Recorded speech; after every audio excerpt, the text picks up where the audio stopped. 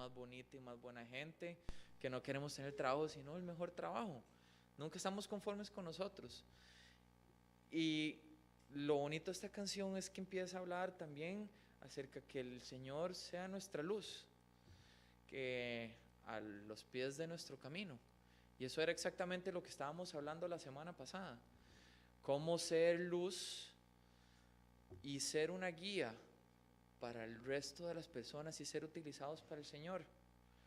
Y eso era un poquitico lo que hablaba la semana pasada, pero esta semana nos vamos a enfocar en la otra parte de la luz. Cuando nosotros somos luz, pero en ese momento algo sucede en nuestras vidas, que esa llamita se va apagando poco a poco.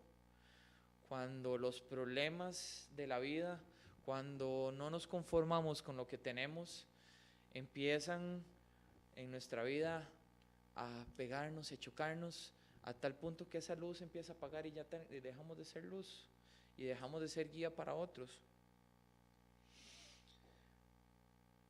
A veces nos sentimos que los problemas que nos rodean son más grandes que el Dios que está con nosotros. A veces nos sentimos que los problemas y las ganas de cada vez tener más, le pedimos al Señor y sentimos que no nos escucha, que es un Dios que está durmiendo, que ya no es el mismo Dios que antes estaba con nosotros, sino que ya las oraciones pegan al techo y ya no es el Dios que realmente nosotros conocemos. Sentimos que está durmiendo, que ya no está ahí presente. Entonces empieza a consumirse esa luz y empezamos a vivir en un mundo de intentar sobrevivir día a día, y ya no podemos estar para el cometido más grande de nuestra vida, que es que otros conozcan del Señor. Eso mismo les pasó a los discípulos en Lucas 8, 22, 23. Si lo podemos leer, por favor.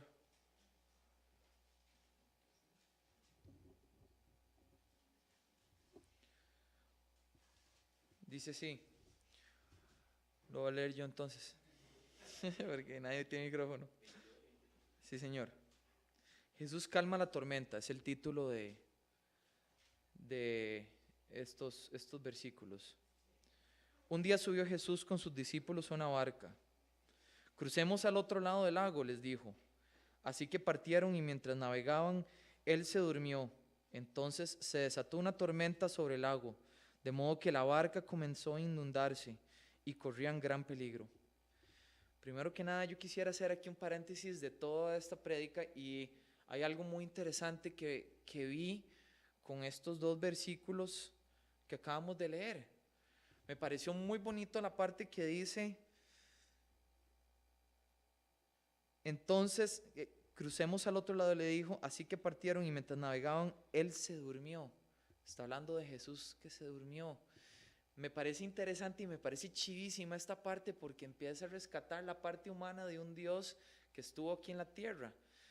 ¿Y por qué me parece interesante esto? Porque no sé si a ustedes les ha pasado lo mismo que a mí, que hemos llegado a un punto en el cual estamos orando y decimos, puche, pero ¿por qué le voy a orar por esto a Dios? Si realmente Él es Dios, Él creó el universo y jamás sintió lo que es sufrimiento, y jamás sintió estos sentimientos que yo siento ahorita. ¿Cómo Él me va a entender a mí?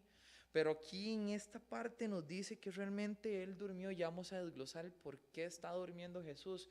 Entonces significa que es un Dios que estuvo aquí en la tierra, que sintió hambre, que sintió sufrimiento, que se sintió solo, que sintió sueño, que sintió cansancio, que sintió un montón de cosas por las cuales nosotros oramos y le decimos al Señor, uy, usted no entiende, pero para eso trajo a su Hijo, para que Él supiera que Él sí entiende, y que Él se tuvo que ser hombre para darnos a entender que también Él tuvo estos sentimientos. Entonces, muchachos, esto era un paréntesis para el momento en que ustedes, cuando se sienten que Dios no los entiende ustedes, porque es un Dios que creó el universo, que es el alfa y el omega. Aquí podemos tener un Dios que es tangible, que vino aquí a la tierra. Pero dejando este comentario de lado, es importante realmente hacer una película de la situación en que vivieron estos discípulos en estos dos versículos. Podemos ver, podemos encontrar a Jesús que se encuentra en su pico máximo de evangelización o de exposición de la palabra en sus 3 años.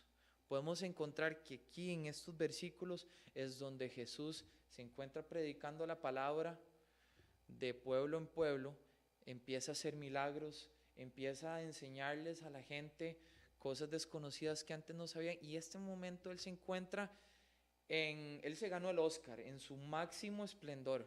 Aquí todo el mundo lo conoce, no hay pueblo al que él no llegue que no sepa quién es Jesucristo, Jesús de Nazaret. No hay persona que no sepa que él es el que hace milagros, y donde él pone un pie se le llena gente hasta decir basta, para realmente ver lo que él va a decir y lo que va a hacer, y para cumplir un montón de milagros que ocupaban.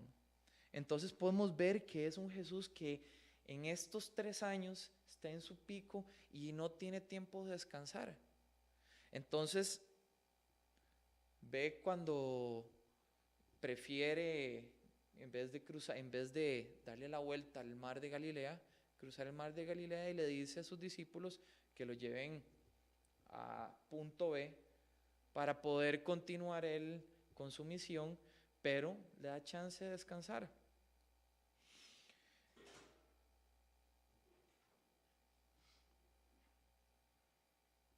Después de predicar en el pueblo cercano al mar de Galilea, decide tomar un barco para cruzar entonces y seguir con su trabajo.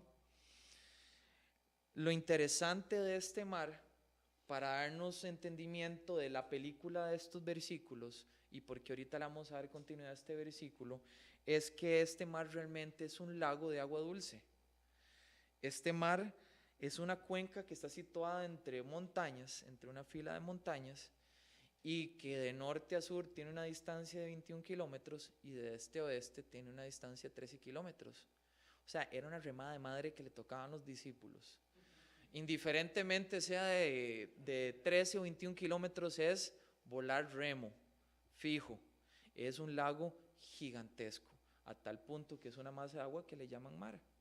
Entonces, entendiendo un poquitico el panorama, podemos enfocarnos en lo que más nos interesa en este momento, en lo que el título de la prédica, que se llama Cuando Jesús está durmiendo, vamos a hablar ahorita.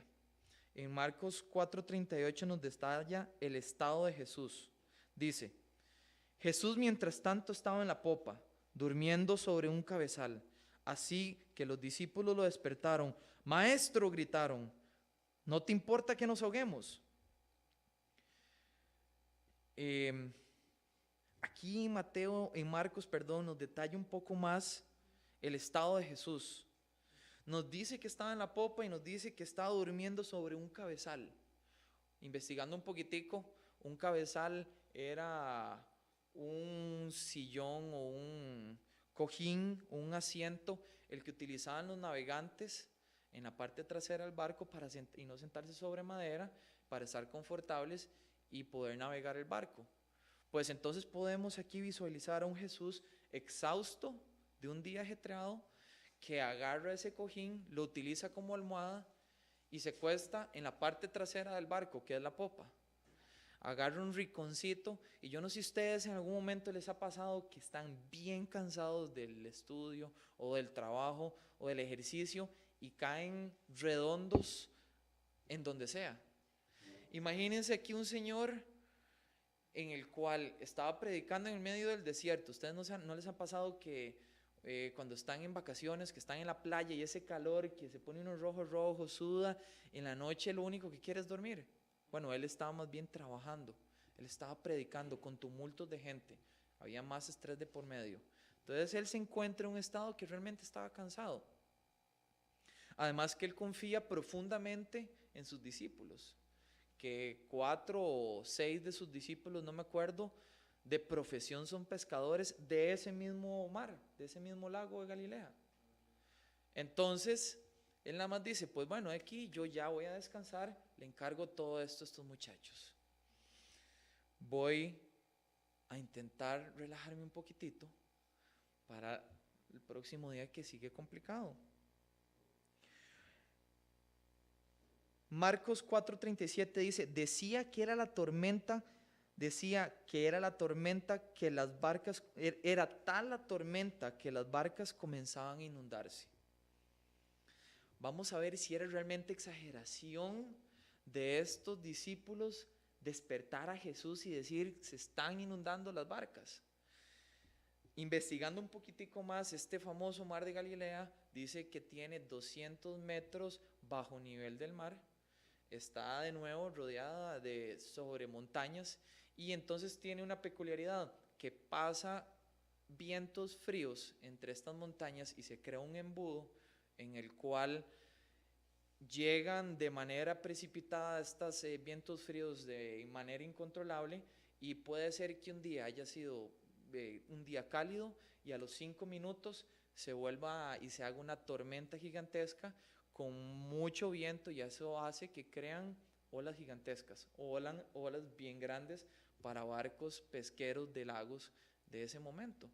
Entonces realmente sí estaban pasando por una época o por una etapa que sí estaban completamente asustados, pero Jesús estaba ahí tranquilo, durmiendo, descansando, exhausto y confiado de que ellos creían con quién estaban.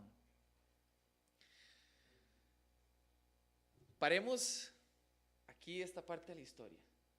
Paremos aquí la parte en que Jesús estaba durmiendo y vayámonos 1400 años atrás.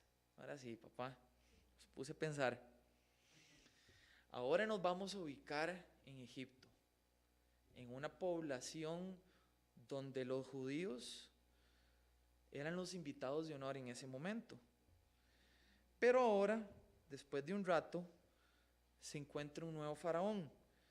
Este nuevo faraón, temeroso de estos judíos o estos israelitas que se empiezan a multiplicar drásticamente, se le mete en la cabeza que en cualquier momento, si él no para estos judíos de multiplicarse, que puede ser de que entonces sea mayor la población de los israelitas y que los vayan a atacar en algún momento y les vayan a quitar el Egipto y les vayan a quitar el trono y que se vayan a hacer estos judíos pues dueños de sus tierras que son milenarias de ellos de hace mucho tiempo. Entonces, este faraón crea una estrategia que dice que antes de que se reproduzcan estos muchachos, vamos a esclavizarlos y los vamos a poner a hacer trabajos que son realmente complicados y que van a ser trabajadores gratis para nosotros. Van a ser tan malos con estos judíos que el faraón decide que todo hijo hombre iba a ser tirado a un río. Todo hijo hombre que naciera iba a ser tirado al río para que ya dejaran de procrearse tanto y dejaran de ver tantos judíos o israelitas. Pero lo más interesante es que entre más trabajos forzosos tenían estos israelitas, más se multiplicaban. Entre más oprimidos estaban, más se multiplicaban. Entonces era un problema que el faraón no podía solventar, no sabía qué hacer, porque su única estrategia era aniquilar a los chiquitos, ponerlos a hacer trabajos forzosos, hacer pirámides, hacer calles, hacer casas, hacer ladrillos con paja, pero lo que fuera para que ellos se cansaran y que ya fuera una raza que dejara de existir, pero igualmente más se multiplicaban. Y dicen los teólogos que esto duró unos 400 años de estar así oprimidos. Fueron martirizados y esclavizados por egipcios por 400 años. El pueblo elegido de Dios. Y ahí es donde entonces ellos oraban sin cesar y se preguntaban, ¿dónde está Dios? ¿Estará durmiendo? que yo soy su pueblo elegido, los descendientes de Abraham. ¿Dónde está este Dios que me decían que iba a estar siempre al frente mío? Tenemos 400 años. ¿Cuántas generaciones son esos de sufrimientos? ¿Qué tormento más largo para este pueblo elegido? 400 años de sufrimiento extremo. Pero si son el pueblo de Dios, ¿por qué el Señor permite tal opresión? ¿Por qué, si los apóstoles son los elegidos por Jesús, permite que sus vidas terminen en medio de un lago? ¿Por qué, si somos hijos de Dios, sentimos que no quiere escuchar lo que nuestra petición en ese momento o nuestro sufrimiento en este momento está sucediendo y no vemos la mano del Señor por horas, por días, por meses o por años? ¿Por qué es que sentimos que el Señor está durmiendo? ¿Por qué es que sentimos que Él más bien quiere que esa siesta en la que Él se encuentra en ese momento no sea interrumpida? Santiago 1:3 nos dice: pues ya saben que la prueba de su fe produce constancia. En otras versiones, en vez de constancia, dice que es paciencia. Y entonces es interesante porque aquí podemos ver que Dios trabaja la paciencia o nuestra paciencia para que crezca nuestra fe. Pucha, ahí es donde decimos, qué pereza, esta es la parte que no me gusta del juego. Pero es que no hay otra ecuación más. Y yo no sé si ustedes en algún momento en su vida como creyentes les ha pasado de que realmente no han visto la mano del Señor y realmente han tenido que esperar. O algunas otras veces hemos tomado las decisiones en nuestras manos y hemos dicho, no, hey, Dios, está ruleado usted, pues yo voy a tener que hacer las cosas como yo quiera. Vamos a pegarle una ayudadita. Como se pudieron haberse sentido estos israelitas, como se pudieron haberse sentido estos discípulos cuando veían que se estaban ahogando y que Jesús no hacía nada.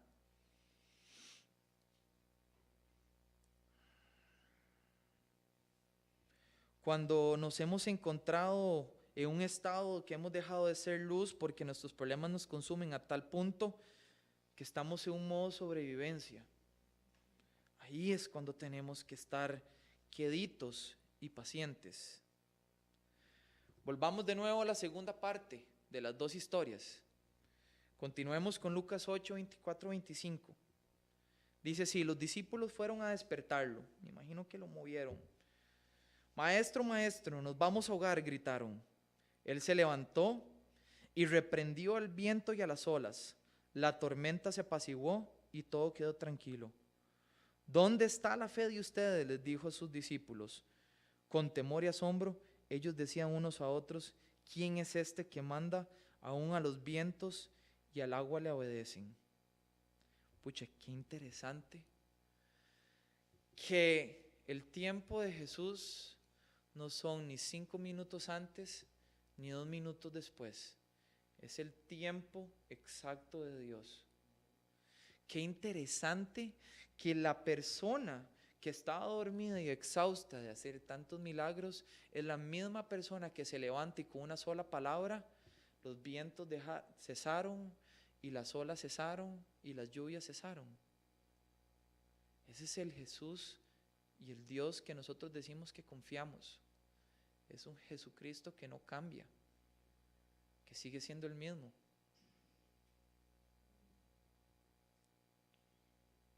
Con solo una palabra, Jesús calma tempestades. Y para Jesús las tempestades son temporales. Donde está Jesús, la tempestad siempre se convierte en calma. ¿Cuántas veces en nuestros corazones hemos sentido sufrimiento y desesperación y le decimos: Señor, haga algo ya?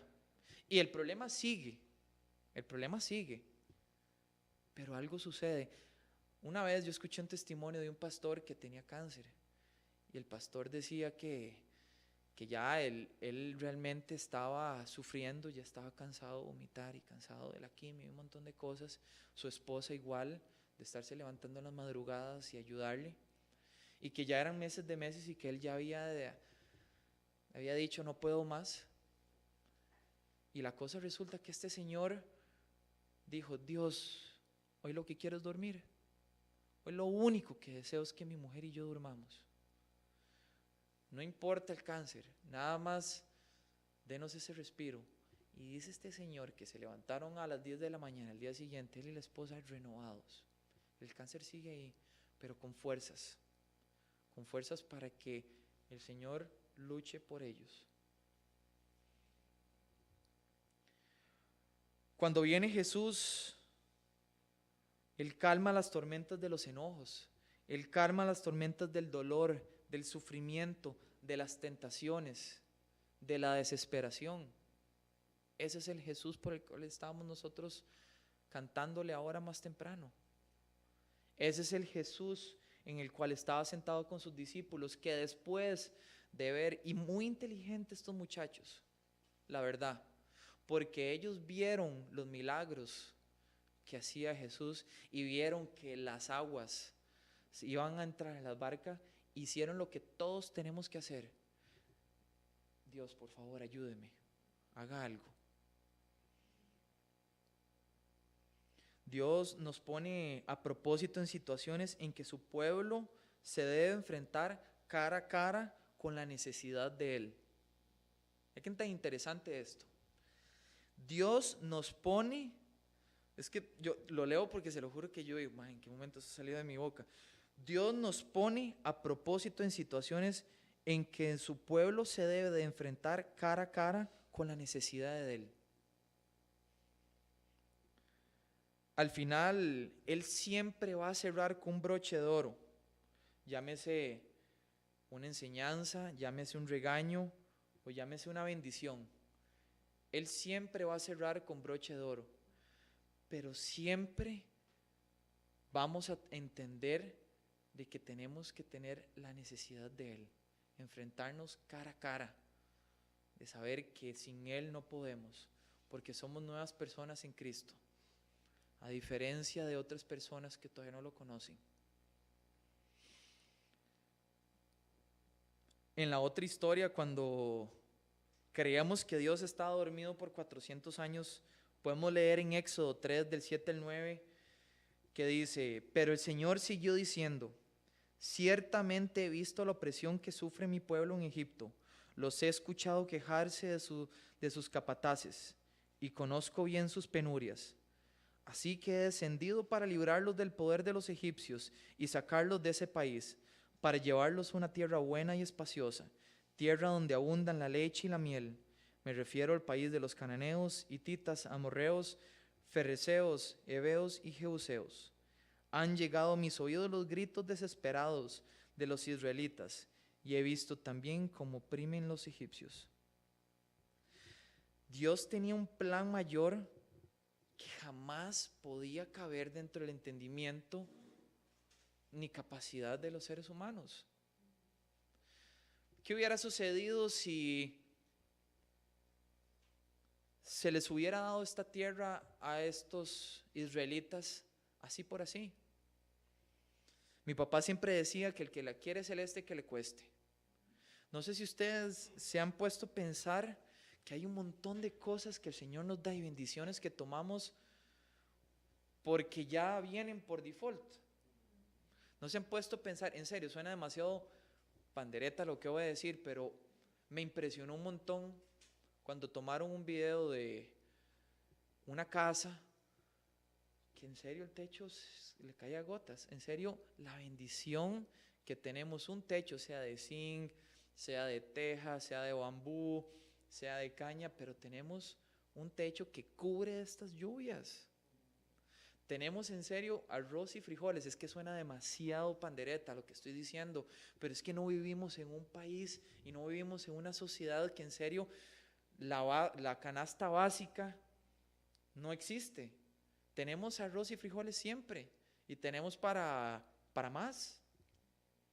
Y es interesantísimo como en serio no le damos gracias al Señor por esto. Pucha, un amigo mío que hace triatlón, su sueño máximo era ir a hacer un medio Ironman, a ir a correr un triatlón, y se fue del país con toda la ilusión del mundo y regresó con cáncer. Es que, en serio, los cambios de la vida. Yo estoy seguro que este muchacho es por algo que le sucede eso. Va a hacer Dios cosas grandiosas, indiferentemente de lo que vaya a pasar. Y va a tocar muchísimo a él y a muchas personas alrededor de él. Estoy seguro. Pero qué tan interesante como en serio uno va con una ilusión y después mi hermanilla se enfermó por una semana de resfrío y dijo: Dios, gracias por salud, porque ya sé lo que es no estar tosiendo por una semana, y eso es tos. Y es que en serio nosotros tomamos ese tipo de bendiciones tan a la ligera. Y lo interesante es que ¿qué hubiera pasado si a la tierra prometida a estos israelitas se le hubieran dado así por así? Jamás. No es el que le quiere, no, el que le, ¿cómo es? Exactamente. Exactamente. Dios, al igual que con los judíos o los israelitas, quiere demostrar su grandeza en nosotros. Y que no quepa duda de que fue un acto divino de lo que sucedió. De que no haya sido por nuestros propios esfuerzos. Él quiere que tengamos la fe y la madurez suficiente de recibir esta bendición. Porque si no tenemos ambas, no vamos a saber aprovecharlas. Y vamos a tomarlas como si fuera arroz y frijoles. Qué pereza, mami, arroz y frijoles. Bueno, yo mami no, yo vivo solo, pero o no sé, qué pereza, lo mismo siempre. Qué pereza, Mariano Wolf. Qué pereza yo, arroz y frijoles, ¿me explico? Entonces, vamos de nuevo, es que no me puedo echar para atrás. Pero el Señor nos moldea para que tengamos esa fe. Con la paciencia, muchachos, seamos pacientes. Vivimos en un mundo que es 24 horas al día, que ojalá fuera de 72, porque no nos alcanza las 24. Estaba leyendo un libro que dice que la iglesia, o que explica que la iglesia del siglo XXI se compara con la frase el sueño americano. Y él explica que esta frase significa que cada individuo,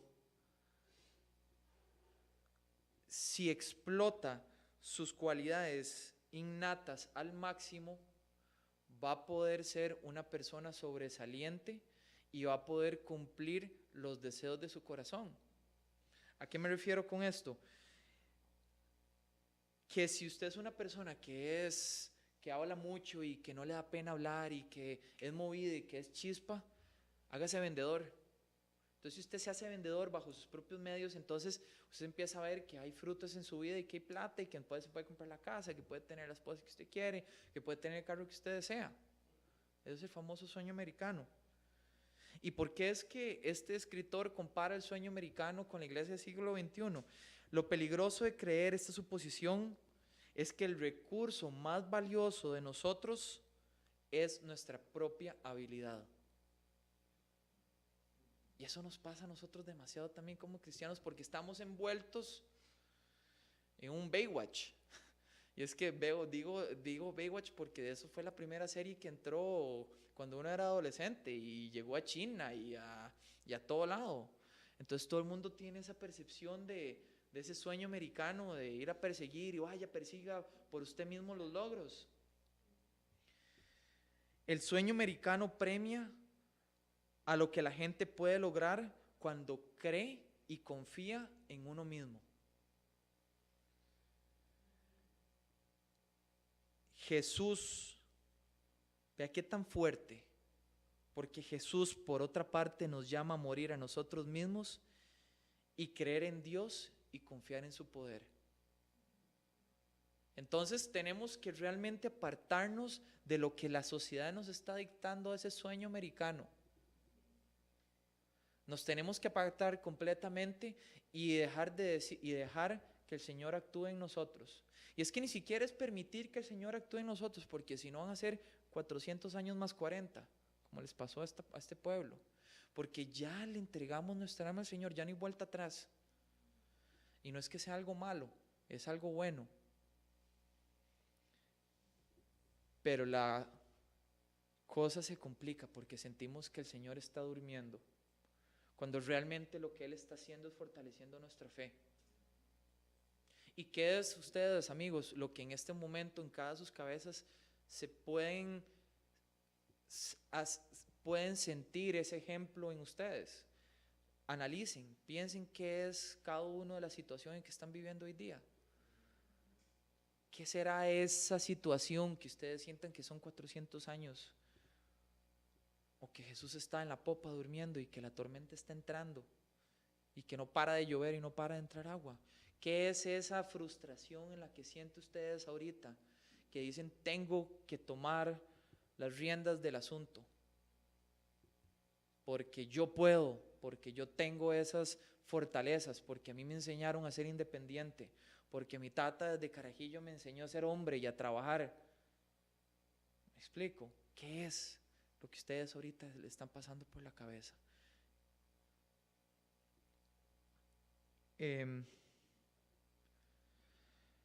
Mateo 16:24 dice: luego dijo Jesús a sus discípulos, si alguien quiere ser mi discípulo, tiene que negarse a sí mismo, tomar su cruz y seguirme.